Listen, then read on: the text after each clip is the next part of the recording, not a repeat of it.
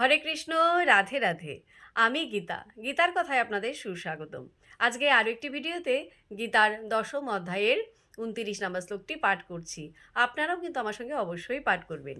ওং নমো ভগবতে বাসুদেবায়, ওং নমো ভগবতে বাসুদেবায়, ওং নমো ভগবতে বাসুদেবায়।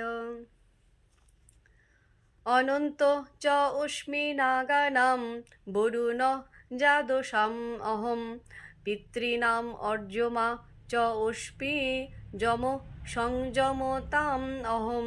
অনুবাদ: সমস্ত নাগেদের মধ্যে আমি অনন্ত, এবং জলচরদের মধ্যে আমি বরুণ, পিতৃদের মধ্যে আমি অর্যমা, এবং দণ্ডদাতাদের মধ্যে আমি যম। তো ভক্তগণ, এমনি করে প্রতিদিন একটি করে গীতা শ্লোক পাঠ করুন আর এই দুর্লভ মানবজনমকে ধন্য করুন। আর আমাকে কমেন্ট করেছেন মন্দিরা চট্টোপাধ্যায়। রাধে রাধে, আপনাকেও রাধে রাধে। হরি বল।